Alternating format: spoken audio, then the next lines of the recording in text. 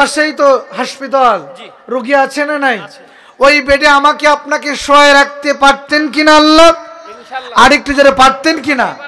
কিন্তু আল্লাহ পাক রাখে নাই, ভালোবেসে মোহাব্বত করে আমাকে আপনাকে পায়ে হেঁটে মাহফিল পর্যন্ত আসার সুযোগ করে দিয়েছেন। এজন্য কালেমাতুশ শুকর আদায় করছি।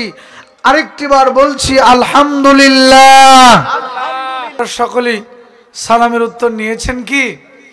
এই মুহূর্তে জানতে চাচ্ছি আপনারা সকলে কেমন আছেন? আর একটু জোরে বলি কেমন আছেন? ভালো রাখার মালিক কে? কেউ মানুষকে ভালো রাখতে পারে না, একজন রাখতে পারে। জোরে বলুন তিনি কে? আল্লাহর নাম নিতে ভয় পান নাকি? জোরে বলুন তিনি কে? নারে তাকবীর। আল কোরআনের আলো। ঘরে জ্বালালে আর চলবে না, ঘরে জ্বালানোর সময় শেষ। ঘরে জ্বালানোর সময় কি? কোথায় জ্বালাতে হবে? আর একটু জোরে বলুন সংসদে। তাহলে আমি বলবো আল কোরআনের আলো, আপনারা বলবেন সংসদে জ্বলো। আল কোরআনের আলো, আল হাদিসের আলো, সিডি টিভির আলো, সংসদে জ্বালো। সিডি টিভির আলো এমনি ঘরে জ্বলতেছে, বন্ধ করার দরকার আছে না নাই? বন্ধ করার দরকার আছে। আল্লাহ পাক আমাদেরকে হেফাজত করে, আমিন বলেন। প্রত্যেকটা মাহফিলে আমার একটি সূচনা থাকে। এখানে যারা উপস্থিত হয়েছেন, যারা দাঁড়িয়ে আছেন, আপনাদের সম্মুখে যারা আছেন, এখানে কোনো মহিলা থাকলে হাত তোলেন। হুজুর আমি মহিলা। আছেন কেউ? মহিলা কেউ নেই? বাংলাদেশে 3 শ্রেণীর মানুষ বসবাস করে, বুঝে থাকলে বলেন কয় শ্রেণীর? 1 নাম্বার পুরুষ, 1 নাম্বার কি? 2 নাম্বার মহিলা, 2 নাম্বার কি? 3 নাম্বার বাজারে বাজারে কালেকশন করে, 3য় লিঙ্গ, তাদেরকে বলা হয় হিজড়া। কি বলা হয়? তো মহিলা বা হিজড়া এখানে কেউ আছেন? সকলেই পুরুষ। দাঁড়িয়ে যারা আছে এরা কি হিজড়া না মহিলা? আমি 1 থেকে 3 পর্যন্ত গুনবো যারা প্রকৃত পুরুষ। পাবনার ভাষায় বলা হয় খাঁটি পুরুষ, বেটা চাউল মার্কা পুরুষ, তারা মাহফিলে বসবেন। আর যারা মহিলা মার্কা পুরুষ, 3য় লিঙ্গের মানুষ, তারা বাজার ঘাটে দোকানে বসে থাকবেন। প্লিজ দাদু ভাই, সোনা ভাই, আপনাদেরকে আমি বসতে বলবো না। যারা প্রকৃত পুরুষ তারা মাহফিলে চলে আসুন। এই যুবক ভাইদেরকে, ভলান্টিয়ার ভাইরা একটু বসায় দেন, মেহরবানি করে বসায় দেন। আমি 1 থেকে 3 পর্যন্ত গুনবো, যারা প্রকৃত বেটা চাউল মার্কা পুরুষ তারা মাহফিলে বসে পড়ুন। আর যারা ওই দলের মানুষ তারা বসবেন না। আর একটু সামনে আগে আসবেন, একটু সামনে বসেন, যেহেতু মানুষের সংখ্যা কম। আমি গণনা করছি। নাম্বার 1, দেখেন কারা চলে যায়। বুঝবেন ওই শ্রেণীর লোক, 3য় লিঙ্গের মানুষ, এরা পুরুষ নয়। বসেন। সকলেই বলি আলহামদুলিল্লাহ।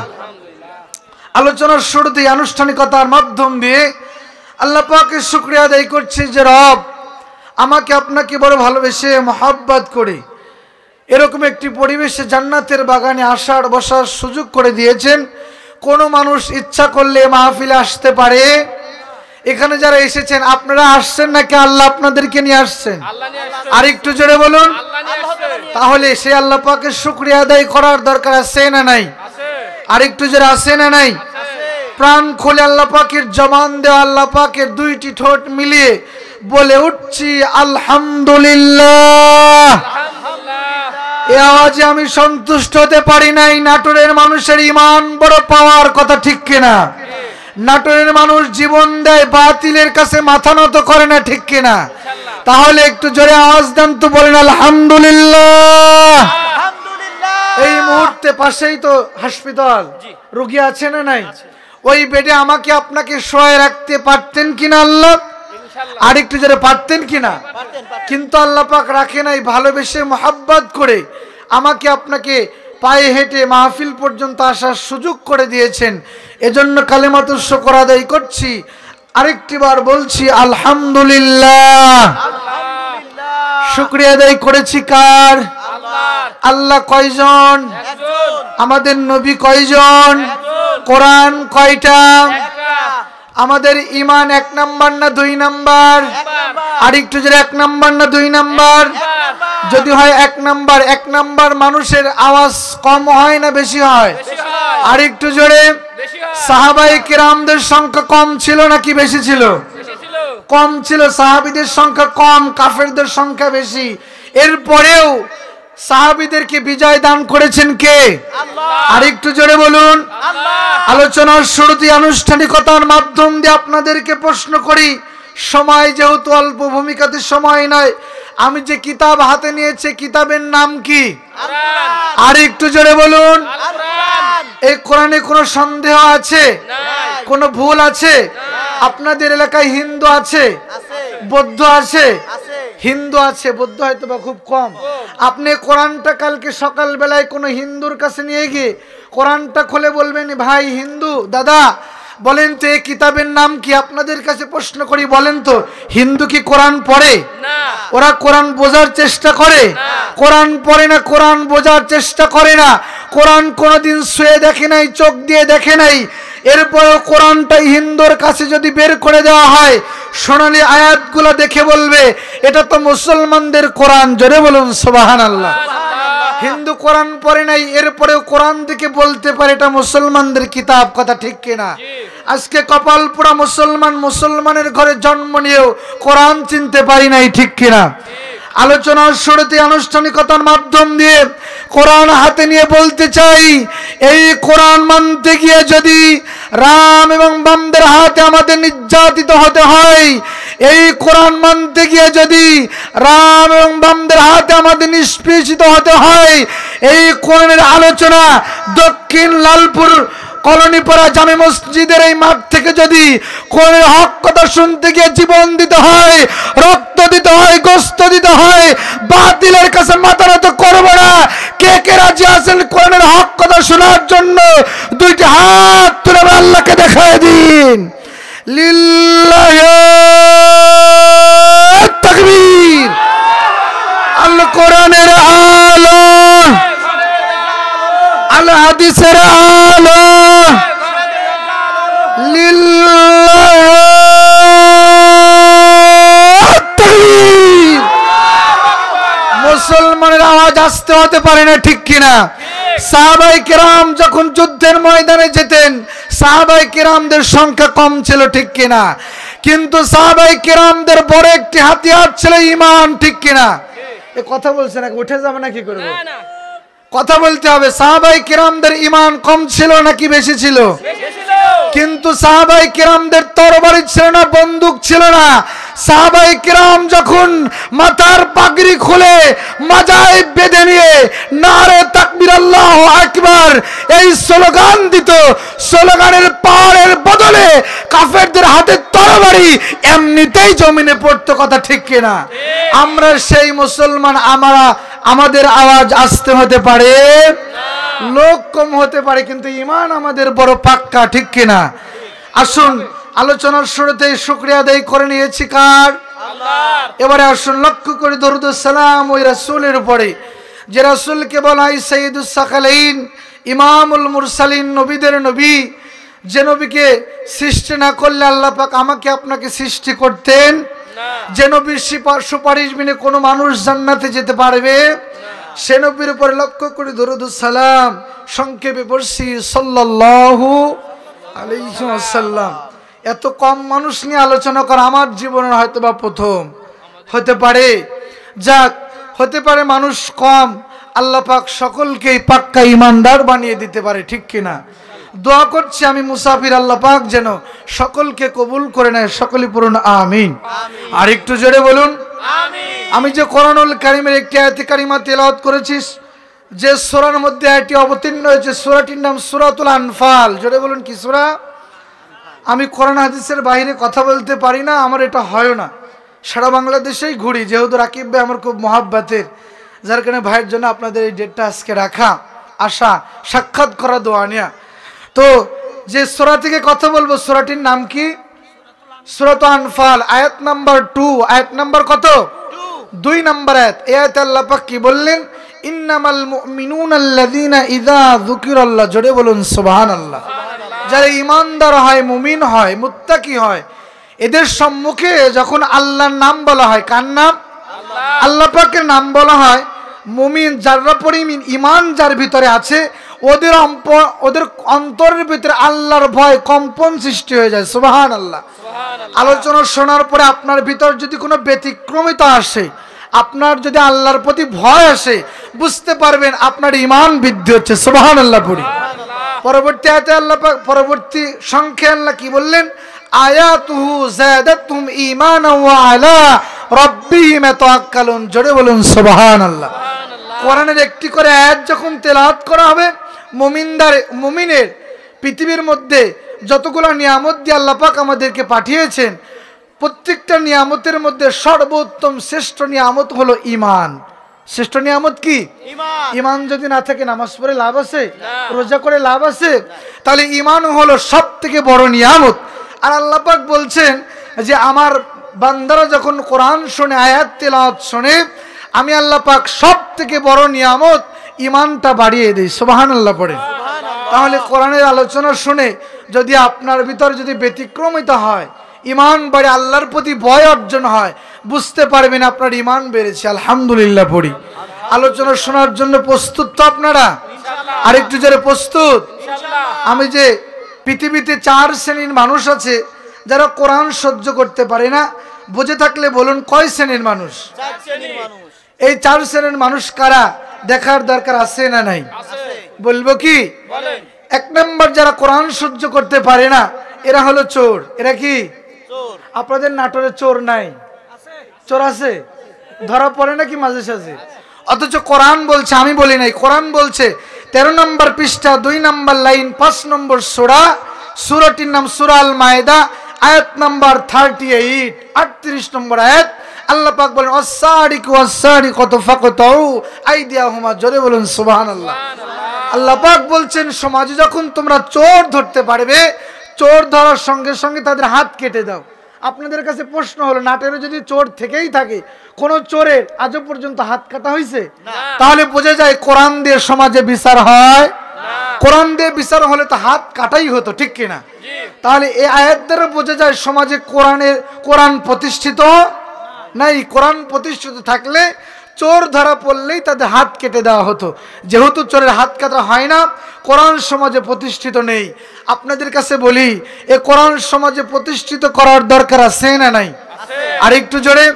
কোরআন যদি সমাজে প্রতিষ্ঠিত হয়ে যায়, সুদ ঘুষ দুর্নীতি সব দূর হয়ে যাবে, ঠিক কিনা? মানুষ সুখে শান্তিতে বসবাস করতে পারবে। আল্লাহ পাক যেন কোরআন সংসদ পর্যন্ত নেওয়ার তৌফিক দেয়, আমিন বলেন। আমার ভাই যেন লক্ষ্য করুন, আল্লাহ পাক বলছেন সমাজে যখন চোর দেখতে পাবে, চোর ধরার সঙ্গে সঙ্গে তাদের হাত 2খানা কেটে দাও।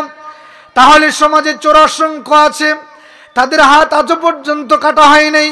কোরআন প্রমাণ করে সমাজে কোরআন প্রতিষ্ঠিত নেই, কথা ঠিক কিনা? তাহলে কোরআন প্রতিষ্ঠিত হলে চোরের বিচার হবে হাত কাটা। কি কাটা? একটি উদাহরণ দিলে ভালো করে বুঝবেন। একজন বাগানের মালিক, উদাহরণ দিলে আপনাদের বোঝা সহজ হবে। একজন বাগানের মালিক, তার বাগানের মধ্যে অসংখ্য গাছে আম ধরেছে। কি ধরেছে? আম ধরেছে। এবার বাগানের মালিক কিছু সময়ের জন্য বাড়িতে গিয়েছে। এবার বাড়িতে যাওয়ার পরে লক্ষ্য করে, আমি তো অনেক সময় বাড়িতে এসেছি, যাই একটু বাগানটা দেখে আসি, কারণ পাকা আম চুরি হয় বেশি, ঠিক কিনা? এইবার একজন 18 থেকে 20 বছরের একজন যুবক, ও কি করছে? আম চুরি করার জন্য বাগানের মালিক যখন বাড়িতে গিয়েছে, এই ফাঁকতালে আম বাগানের মধ্যে ঢুকে আম গাছে উঠে পাকা পাকা আমগুলা ব্যাগের মধ্যে ভরতেছে। বুঝতেছেন নাকি আপনারা? আপনার ভাষা বোঝা যায়। এবার আমগুলা ভরতেছে, বাগানের মালিক বাগানের মধ্যে ঢুকছে। ঢোকার পরে দেখে ওই যুবকটা পাকা পাকা আমগুলা ব্যাগের মধ্যে ভরতেছে। এবার বাগানের মালিক লক্ষ্য করে বলছে, যুবক, ও যুবক, তোমার বাড়ি কোথায়? তোমার বাবার কাছে গিয়ে বিচার দেব, তুমি আমার গাছের আম চুরি করেছ।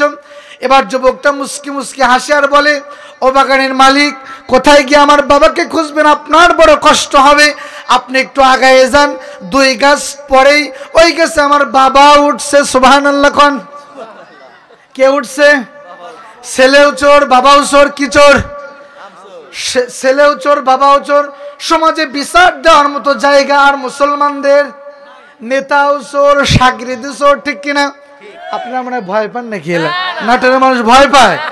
আমি কিন্তু ছোট, 3 বার অ্যারেস্ট হওয়া মালেমি, 3 বার অ্যারেস্ট হয়ে জেল খেটে এখন তো মাঠগুলো উন্মুক্ত, কথা বলে আমরা খুব শান্তি পাই, কিন্তু ভয় পাই না। কারণ মরে যাওয়ার পরে মানুষকে দেখে যদি ভয় পাই, যার হাতে গ্রেপ্তার হবে জোরে বলুন তিনি কে? তাহলে মানুষ দেখে আমাদের ভয় পাওয়া যাবে? তাহলে সমাজে বাবাও চোর, ছেলেও। তাই কবি সুন্দর করে বলেছেন, বিচারপতি তোমার কাছে বিচার না পেলে কোথায় বিচার পাবো আমি কার কাছে গেলে? বলতে পারবেন না আপনারা? সকলে বলুন, বিচারপতি তোমার কাছে বিচার না পেলে কোথায় বিচার পাবো আমি কার কাছে গেলে? কত দোষীরা দেখি ছাড়া পেয়ে যায়, ঠিক কিনা? কত দোষীরা দেখি ছাড়া পেয়ে যায়, নির্দোষীরাই জেলে কোথায় বিচার পাবো আমি কার কাছে গেলে? কোথায় বিচার পাবো আমি কার কাছে গেলে? জোরে বলি আলহামদুলিল্লাহ। সমাজে বিচার দেওয়ার মতো জায়গা নেই, বিচার দেওয়ার মতো জায়গা তৈরি করার দরকার আছে না নাই? যোগ্য নেতার দরকার আছে না নাই? আমার ভাই জানেরা, কান লাগান, একটু গভীর মনোযোগ, কাম টু দা পয়েন্ট। আমি আমার পয়েন্টের দিকে চলে গেলাম। পৃথিবীতে 4 শ্রেণীর মানুষ কোরআন সহ্য করতে পারে না। তারা কোরআন মানেও না, মানতেও চায় না, সমাজে প্রতিষ্ঠিত হোক কোরআন এটাও চায় না। এদের মধ্যে 1 নম্বর হলো যারা চোর। কোরআন যদি সমাজে প্রতিষ্ঠিত হয়ে যায়, চোরের আর চুরি করা হবে না, ঠিক কিনা? সে যেটাই চুরি করুক না কেন, সে যদি গণভবনের মালও চুরি করে সেও তো চোর। সে যদি একটা সাইকেলও চুরি করে সেও তো চোর। অ্যাঙ্গেলে বুঝতে হবে কথা, আমি সরাসরি বলবো না, কারণ আমার নাটক থেকে বাড়িতেও যাওয়া লাগবে। তাহলে 1 নম্বর যারা কোরআন সহ্য করতে পারে না তারা চোর। 2 নম্বর, যেহেতু সময় পাবো না সংক্ষেপে পয়েন্টগুলো বলবো। 2 নম্বর, যারা কোরআন সহ্য করতে পারে না এরা হলো সকল প্রকার খোর। এরা কি? আপনাদের সমাজে বিড়িখোর নাই, সিগারেটখোর নাই, ইয়াবাখোর নাই, ফেন্সিডিলখোর, সুদখোর, ঘুষখোর? আমি বলবো না, কোরআন বলবে। কে বলবে? কোরআন বলছে সূরা বাকারা 278 নম্বর আয়াত 278, আল্লাহ পাক বলেন 2 নম্বর যারা কোরআন সহ্য করতে পারে না এরা হলো ইয়া আইয়ুহাল্লাযীনা আমানু, যারা ঈমান আনলো আল্লাহর উপরে। কার উপরে? জোরে বলুন, কার উপরে? আমি কি কোরআনের বাহিরে কথা বলতেছি? তাহলে কথা বলেন না কেন? উদাহরণ কি একটা দেব নাকি আপনাদের? কথা বলতে সহজ হবে। হাদিসে এসেছে আল্লাহর নবী বলেন, আমার কাছে 2 জন যুবক এসে কালেমা পড়ে মুসলমান হলো। সুবহানাল্লাহ বলেন। মনে করেন 2 জন যুবক, ওই ভাইয়ের বন্ধুর মতো 2 জন যুবক, 25 বছর বয়স, আর একজন হয়তো 26-27, 2 জনের যুবক আল্লাহর নবীর কাছে এসে কালেমা পড়ে মুসলমান হলেন। হওয়ার পরে 2 বন্ধু নামাজ পড়ে একই সাথে, সুবহানাল্লাহ বলে। 2 বন্ধু ভালো ভালো কাজ করে, যে তাফসীর মাহফিল যুবকের আয়োজন করেছে। 2 জন যুবক ভালো ভালো কাজ যখনই করে 2 বন্ধু একই সাথে করে, নামাজ পড়ে একই সঙ্গে, রোজা করে একই সঙ্গে, সেহরি করে একসঙ্গে, ভালো ভালো কাজ করে একই সঙ্গে। তো 2 জন যুবক একদিন ঘুমিয়ে আছে, তো ঘুমের মধ্যে দেখতেছে যে আমার এক বন্ধু তারা আমল বেশি হওয়ার কারণে হয়তোবা সেই বন্ধুটা উপরের জান্নাতে চলে গেছে, সুবহানাল্লাহ। আর এক বন্ধু নিচের জান্নাতে। যেই বন্ধুটা উপরের জান্নাতে, আমি হাদিস থেকে বলছি, কিতাব থেকে বলছি, ঘটনাটা এসেছে কিতাবুল লেবাস অধ্যায়ে আল্লাহর নবী বলেছেন যে 2 যুবক ঘুমিয়ে আছে, দেখছে যে এক বন্ধু উপরের জান্নাতে, এক বন্ধু নিচের জান্নাতে। যেই বন্ধু উপরের জান্নাতে, ওই বন্ধুর জান্নাত থেকে একটা খুশবু বের হয়, একটা সুঘ্রাণ বের হয়, যেটা নিচের জান্নাতওয়ালার বন্ধুর জান্নাতে নাই। বোঝেন নাই আপনারা? 2 জন যুবকের ঘুম ভেঙে গেছে। প্লিজ দাদু ভাই, এই 10-12 জন লোক বসলে মনে হয় মাহফিলটা সুন্দর হয়। 10 মিনিট পরে আপনারা উঠে যান, অসুবিধা নেই, একটু বসেন। আল্লাহ, বসার কথা কি আরো চলে যায়? ব্যাপার কি? দাঁড়াই থাকেন আপনারা দাঁড়াই শোনেন। এবার 2 জন যুবকের ঘুম ভেঙে গেছে। পরের দিন আল্লাহর নবীর কাছে বলছেন, ইয়া রাসূলুল্লাহ, একটু খেয়াল করেন, ইয়া রাসূলুল্লাহ, আমরা তো 2 বন্ধু একই সাথে কালেমা পড়ে মুসলমান হলাম, কিন্তু আমি স্বপ্নে দেখলাম যে আমার বন্ধু উপরের জান্নাতে চলে গেছে, আমি নিচের জান্নাতে। আমরা 2 বন্ধু তো নামাজ রোজা সব ইবাদত সমান সমান, তার মানে হলো 2 বন্ধুর ইবাদত 50-50। কত? 50-50। এবার যুবক বলছে, ইয়া রাসূলুল্লাহ, আমরা 2 বন্ধু সব ইবাদত একসঙ্গে করলাম, কিন্তু আমার এই বন্ধু উপরের জান্নাতে চলে গেল আর আমি নিচের জান্নাতে, তাহলে এর কারণ কি? নবীজি আমার মুস্কি মুস্কি হাসতেছে, সুবহানাল্লাহ পড়লেন না? নবী আমার হাসতেছে। আল্লাহর নবী বলছেন, যুবকেরা লক্ষ্য করো, তোমার দুই বন্ধুর মধ্যে যে বন্ধু উপরের জান্নাতে, প্রকৃত বন্ধু ওই বন্ধু যে বন্ধু বন্ধুকে মসজিদের দিকে নিয়ে যায়, ঠিক কিনা? প্রকৃত বন্ধু ওই বন্ধু যে বন্ধু বন্ধুকে আল্লাহর দিকে আহ্বান করে, ঠিক কিনা? প্রকৃত বন্ধু ওই বন্ধু যে বন্ধু নবীর সুন্নাত মানার জন্য হুকুম করে, ঠিক কিনা? ওই বন্ধু প্রকৃত বন্ধু হতে পারে না যেই বন্ধু বিড়ি খাওয়ার জন্য, সিগারেট খাওয়ার জন্য চিপাই নিয়ে যায়, ঠিক কিনা? ওই বন্ধু কি প্রকৃত বন্ধু? প্রকৃত বন্ধু যে বন্ধু বন্ধুকে আল্লাহর দিকে নিয়ে যায়, যে আমাদেরকে মরতে হবে, চলো কবরের প্রস্তুতি গ্রহণ করি, ঠিক কিনা?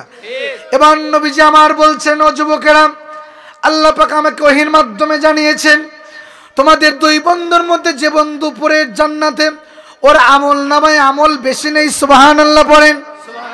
দুইজন যুবক বলছেন, ইয়া রাসূলুল্লাহ, কি আমল আছে?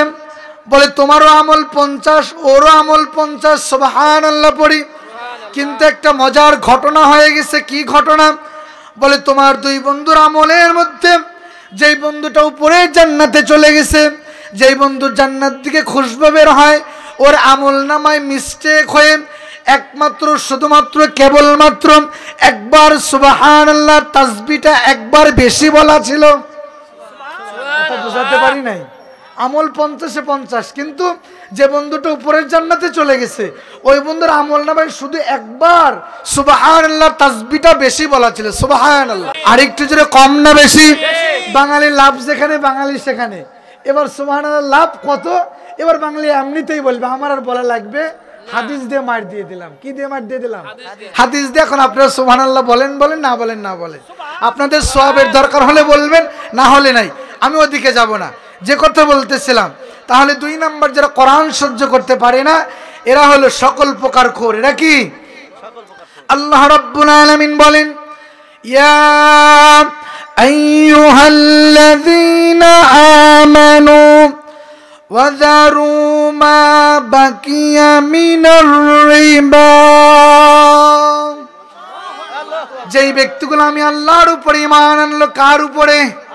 আল্লাহর উপরে ঈমান আনলো, ওই মানুষগুলা যেন ওয়াযারু মা বাকিয়া মিনার রিবা, সকল প্রকার নেশাদ্রব্য জিনিস যেন ওই বান্দাগুলা ত্যাগ করে।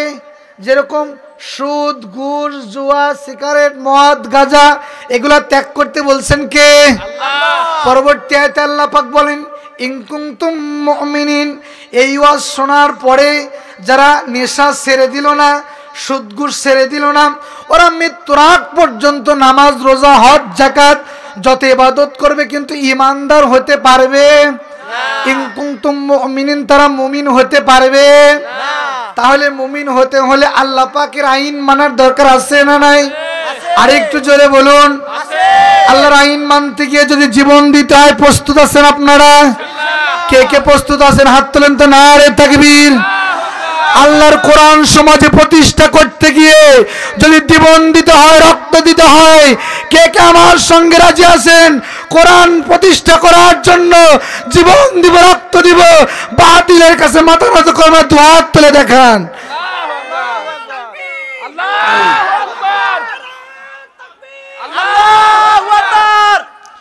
সম্মানিত হাজিরিন, আমার নবীর দাঁতের থেকে আমার দাঁত বেশি দামি নয়, কথা ঠিক কিনা?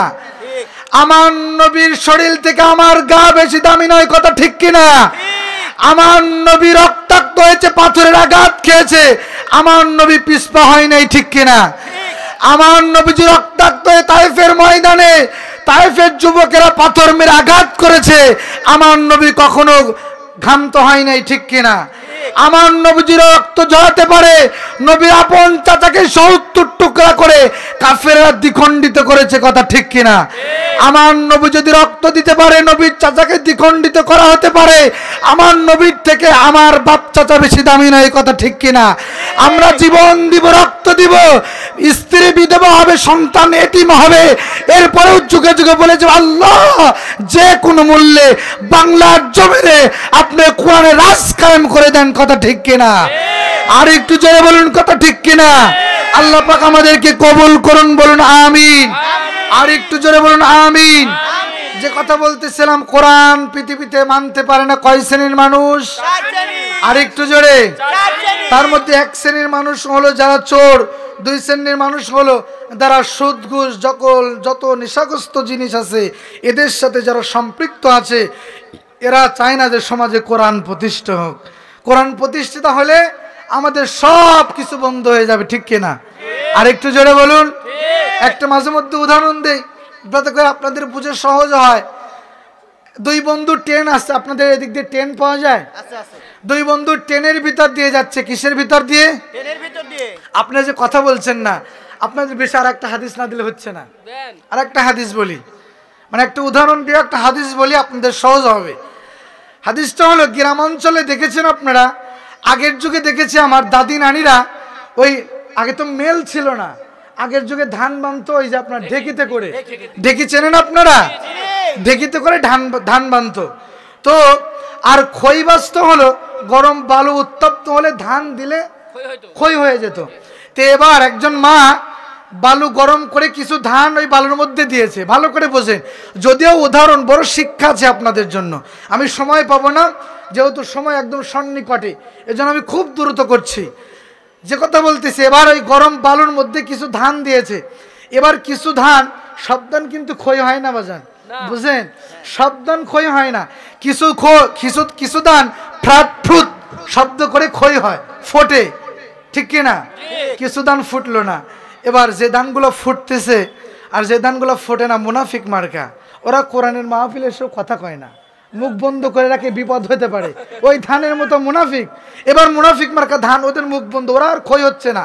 যারা ক্ষয় হচ্ছে ফ্রাট ফ্রুট করে ফুটতেছে, এই যে জোরে জোরে কথা বলছে কোরআনের পক্ষে, এবার ওই মুনাফিক মার্কা ধান বলতেছে, ভাই কে রে তো ফ্রাট ফ্রুট করিস কে? কয় যে না ভাই, মালিক কত কষ্ট করে জমিনে আমাদেরকে রোপণ করেছে, কত কষ্ট করে আমাদেরকে বাড়িতে নিয়ে এসেছে, মালিকের হুকুম হলো ক্ষয় হতে হবে। কি হতে হবে? ক্ষয় হতে হবে। না ভাই, তোমরা না ফুটলে আমরা ফুটে মালিকের হুকুম আদায় করবো। সুবহানাল্লাহ। এবার কিছু ধান ক্ষয় হয়ে গেল। এবার মালিক ঝাঁঝরে করে খইগুলাকে আলাদা করে বস্তায় করে বিল্ডিং এর সামসেটে রেখে দিল। সুবহানাল্লাহ। এবার যেই ধানগুলো ফুটলো না, মুনাফিক যারা কথা বললেন না, যারা কি করলেন না, কথা বললেন, এইবার মালিক ওই ধানগুলোকে একটা পাতিলে করে সুন্দর করে একটা পলিথিন দিয়ে পাতিলের মুখটা ঢেকে রেখে দিয়েছে চকির তলে, খাটের তলে। কিসের তলে? এইবার এক ধান আর এক ধানকে বলে, ভাই ব্যাপার কি? ওরা ফ্রাটফুট করে ফুটলো, ওদের স্থান সামসেটে, আর আমরা তো ফুটলাম না, যে বিপদ হতে পারে, আমরা তো মুনাফিকের মতো চুপ করে থাকলাম, তা আমাদেরকে পাতিলে রেখেছে উপরের দিকে পলিথিন, আমাদের অবস্থা বেশি ভালো না মনে হয়, বেশি ভালো না। কথা মনে হয় বুঝতেছেন না আপনারা? শেষ করে দেয়, আজান দিয়ে আমি ইশারের নামাজ পড়ে নাকি শেষ করে দেব? আলোচনা চলবে কিছু সময়। এবার ধান কিছু যারা ফুটলো না, এবার ওই ধান নিচের পলিথিনকে জিজ্ঞাসা করছে, ভাই ব্যাপার কি? ওরা সামসেটে, আমরা পাতিলে। কয় ভাই আমরাও ব্যাপারটা বুঝতেছেন, আপনাদের অবস্থা মনে হয় করুন। আপনাদের অবস্থা কি? এবার সকালবেলা শাশুড়ি আম্মা বেটার বউকে বলতেছে যে, বোমা যাও, কালকে যে ধানগুলা ফোটে নাই বের করে নিয়ে আসো পাতিল ধরে। এবার বেটার বউ, ছেলের বউ ধানগুলা নিয়ে আসছে। এবার ঢেকির ভিতরে ধানগুলা, যে ঢেকির যেটা স্থান থাকে লোহার, ওর মধ্যে ধানগুলা দিয়ে, এবার ঢেকির মাথায় থাকে দুরমুশ, খাইটে কি থাকে? খাটের মাথায় লোহা। খাটের মাথায় কি? ভালো করে বুঝেন, খাটের মাথায় কি? লোহা, দুরমুশ। এবার ধানগুলা দিয়ে যখন ছেলের বউ, বেটার বউ যখন একটা পাড়া দিছে, দুরমুশ সন্নি হয়েছে। কি হয়েছে? সন্নি হয়েছে। এক ধান আর এক ধান কি বলে, ভাই ব্যাপার কি? মাথার উপরে খাইটে মুগুর, অবস্থা মনে হয় বেশি ভালো না। বলে না জানি, আল্লাহ জানে কি হয়। এইবার বেটার বউ যখন ঠাস করে পাও ছেড়ে দিয়েছে, ওই মুগুর ধানের গায়ের উপরে পড়ে ধানের গায়ের চামড়াগুলো চলে গেছে। ঠিক কিনা? আমি কি কথা ভুল বলছি নাকি? খাঁটি মুড়ের আঘাতে যারা কথা বলে নাই, মুনাফিক মার্কা মানুষ, পরের দিন তাদের খাঁটি মুকুট দিয়ে গায়ের চামড়া ঝুলানো হয়েছে।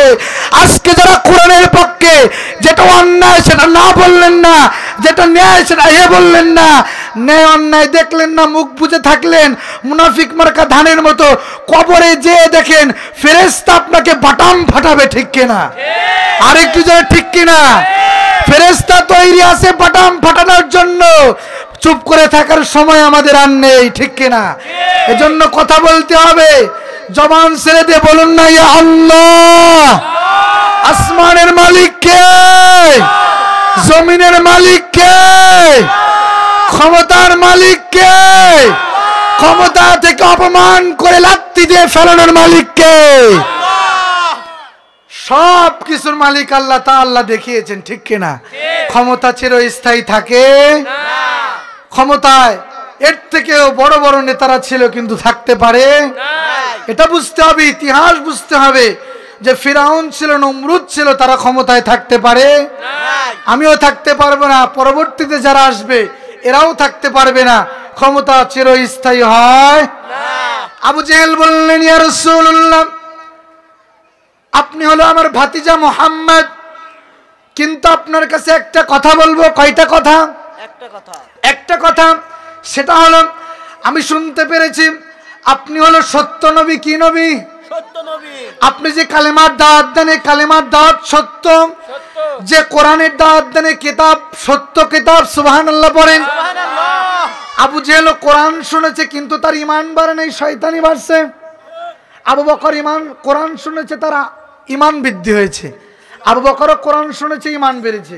আবু জেহেল কোরআন শুনেছে, শয়তানি বেড়েছে। তাহলে দুইজনেই কিন্তু কোরআন শুনেছে।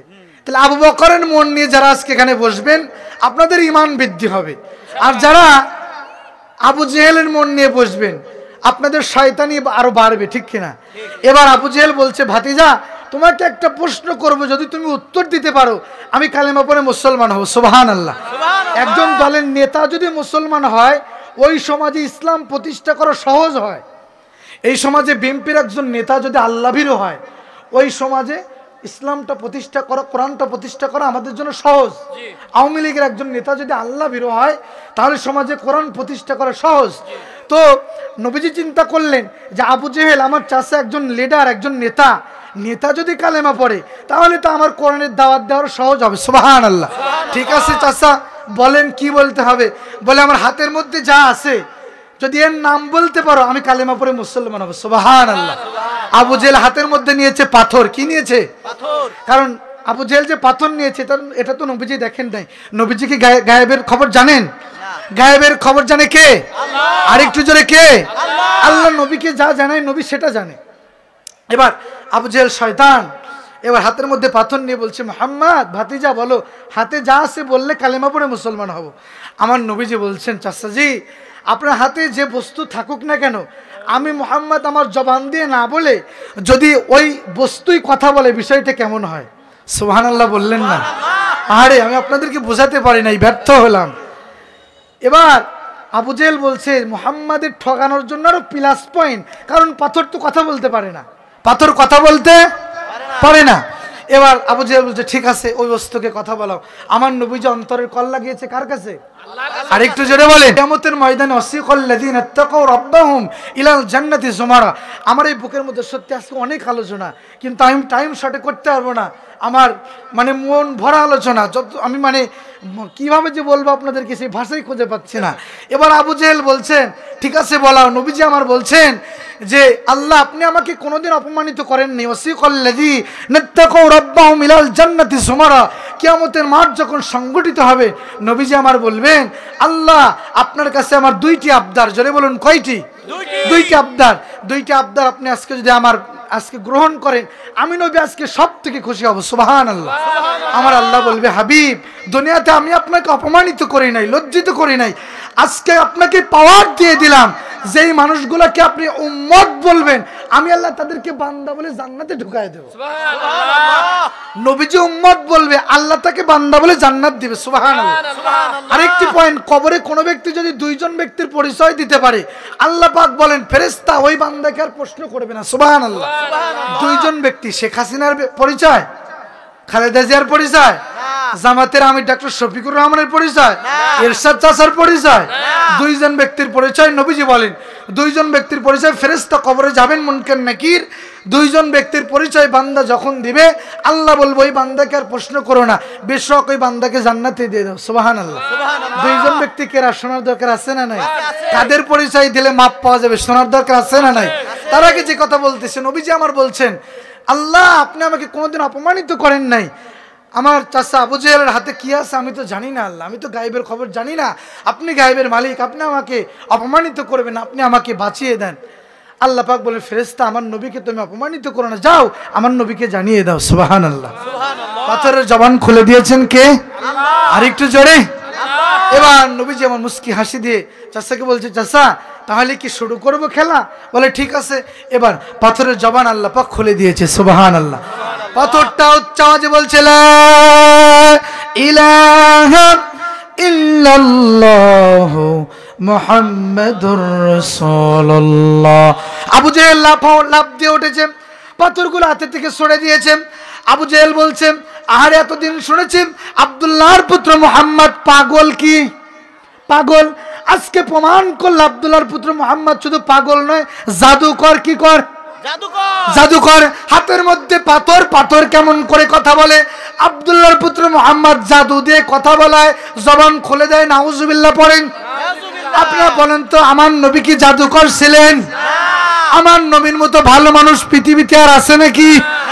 সেই নবীকে আবু জেহেল ঘোষণা করল, আব্দুল্লাহর পুত্র মুহাম্মদ জানতাম পাগল, আজকে প্রমাণ করল আব্দুল্লাহর পুত্র মুহাম্মদ জাদুকর। মুহাম্মাদের কাছে তোমরা যাবে না, জাদু দিয়ে তোমাদেরকে বশ করবে। বলুন তো, ওই পাশে যদি আগুন লাগে, যদি বলি ভাই আগুন লাগছে যাবেন না, ওই মানুষগুলো আরো বেশি করে যাবে। যে আগুনটা কেমনে করে লাগলো, কতটুকু ফুল, যে কাজে মানুষকে যত বাধা দেওয়া হয় ওই কাজে মানুষ তত বেশি যায়, ঠিক কিনা? তো আবু জেহেল নিষেধ করে যে যেও না মুহাম্মাদের কাছে, অথচ কাফেররা দলে দলে যায়। নবীজির নুরানি চেহারা দেখে কালেমা পড়ে মুসলমান হয়। সুবহানাল্লাহ। আরে আমার নবীর চরিত্র এত সুন্দর চরিত্র, আমার নবীর চরিত্র দেখেই কাফেররা কালেমা পড়ে মুসলমান হতো। সুবহানাল্লাহ পড়ি। তাহলে সে নবীর উম্মত হতে পেরে খুশি না বেজার? আর একটু জোরে বলুন। এবার আমি যে কথা বলতেছিলাম, কবরে যখন দুইটা পরিচয় দেওয়া হবে, ফেরেশতা বলবে, আল্লাহ আপনার বান্দাকে আর কোনো প্রশ্ন করার জায়গা নেই। সুবহানাল্লাহ পড়েন। এক নাম্বার যে ব্যক্তির পরিচয় দিবেন, এক নাম্বার, কয় নাম্বার?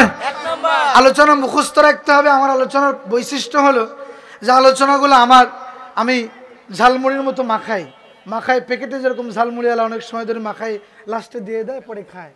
তা আমি এই আধা ঘন্টা যতটুকু আলোচনা করবো আপনাদের দিয়ে মাখামাখি করবো, লাস্টে আপনাদেরকে কিছু হাদিয়া তোপা দিয়ে চলে যাব। এজন্য মাখানোর সময় যদি মাখানোটা ভালো না হয়, ঝালমুড়ি স্বাদ লাগে না, ঝালমুড়ি স্বাদ লাগে না, এজন্য মাখানোটা বুঝতে হবে। তাহলে এক নাম্বার পরিচয় এবার বলতেছি, খুব গভীর খেয়াল করেন। আল্লাহর নবীজি বলেন, আমার উম্মতেরা যদি দুইটি ব্যক্তির পরিচয় দিতে পারে, এক নাম্বার হলো আমার বান্দাকে যখন ফেরেশতা প্রশ্ন করবে, মান রব্বুকা, মান কি? মান রব্বুকা, তোমার রবকে? আমার বান্দাগুলো যদি বলে, ওগো ফেরেশতা আমি অত কিছু জানি না, কত কিছু জানি না, কিন্তু আমার জীবনে দুইটা ব্যক্তির সঙ্গে খুব গভীর সম্পর্ক ছিল, বুঝে থাকলে বলুন কয়টা? দুইটা। ওই বান্দাগুলো বলবে, আল্লাহ এক নাম্বার আমার যার সাথে সম্পর্ক ছিল সেটা হলো উম্মত হিসাবে আমার নবীর সঙ্গে সম্পর্ক ছিল। সুবহানাল্লাহ। উম্মত হিসাবে কার সঙ্গে সম্পর্ক? নবীর সঙ্গে সম্পর্ক। আল্লাহর নবীজি একদিন বসে আছে ঘরের মধ্যে, সন্ধ্যাবেলায় একজন ইহুদি এসে বলছেন, ইয়া রাসূলুল্লাহ আমি একজন ইহুদির বাচ্চা, আমি এক জায়গায় যাওয়ার জন্য রওনা হয়েছি, কিন্তু ইতিমধ্যেই সন্ধ্যা হয়ে গেছে, আপনার বাড়িতে কি রাত্রটা থাকা যাবে নাকি? আহারে কেমন নবী! আমার নবীজি বলছেন, হে ভাই থাকা যাবে। রাত্রেবেলায় খানাপিনা কমপ্লিট করে বড় আলোচনা সংক্ষিপ্ত করছি বোঝানোর জন্য। নবীজি আমার সুন্দর করে ওই ইহুদিটাকে খাওয়ানা দানা কমপ্লিট করে ইহুদিকে সুন্দর একটি বিছানা তৈরি করে দিলেন। ইহুদি ঘুমিয়ে আছেন, গভীর রজনী হয়ে গেছে। ইহুদির ইস্তেন্দার চাপ লেগেছে। কিসের চাপ লেগেছে? প্রসাব পায়খানার চাপ লেগেছে। এবার ইহুদি কি করেছে? বিছানার মধ্যেই প্রসাব পায়খানা করেছে। নাউজুবিল্লাহ পড়েন। প্রসাব পায়খানা করার পরে ইহুদি চিন্তা করছে, আহারে যে নবী আমাকে সুন্দর করে খানা খাওয়ালাম, যে নবী সুন্দর করে শোয়ার ব্যবস্থা করে দিলাম, ওই নবীর বিছানার মধ্যে আমি কি কাজটা করলাম? না, আমাকে আর এখানে থাকা যাবে না। সকাল হলে নবী আমাকে আঘাত করতে পারে, আমাকে মারতে পারে, নির্যাতন করতে পারে। বলুন তো, আমার নবী কাউকে নির্যাতন করছে? আর একটু জোরে, জোর হলো না, আরো জোরে। আমার নবী কারণ নির্যাতন করে নাই। এইবারে ইহুদি কি করলেন? ফজরের আগেই নবীর ঘর ত্যাগ করে পালিয়ে গেলেন। কি করলেন? পালিয়ে গেলেন। পালিয়ে যাওয়ার পরে কিছু সময় পরে আল্লাহর নবীজি লক্ষ্য করছেন ইহুদিটা চলে গেছে সকালবেলায়। এবারে ইহুদিটা যাওয়ার পরে প্রতিমধ্যে দেখে তার কাছে একটা তরবারি ছিল, তরবারিটা ভুলে নবীর বাড়িতে রেখে চলে আসছে। সুবহানাল্লাহ। তরবারিটা ওই জায়গায় রেখে দিয়েছেন কে?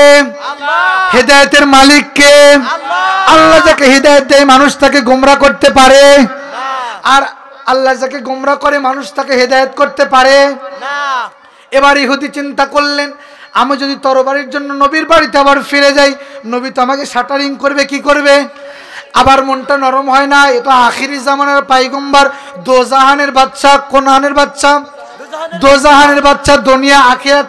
এজন্য কবি বলেছেন দোজাহানের বাচ্চা আমার নবী। সুবহানাল্লাহ পড়েন। এবার ইহুদি কি করলেন? ফিরে আসলেন। আসার পরে গেট থেকে দরজার দিকে লক্ষ্য করে দেখছেন আল্লাহর নবীজি নিজে হাতে ইহুদির পায়খানা পরিষ্কার করতেছে। সুবহানাল্লাহ কোন। ইহুদি দূর থেকে লক্ষ্য করে দেখার পরে ইহুদির চোখে পানি চলে আসছে। আল্লাহর নবীজি লক্ষ্য করে দেখছে ইহুদি দরজায় দাঁড়িয়ে আছে। নবীজি বলছে ইহুদি ভাই ঘরে আসেন। ইহুদি ঘরে আসতেছে না।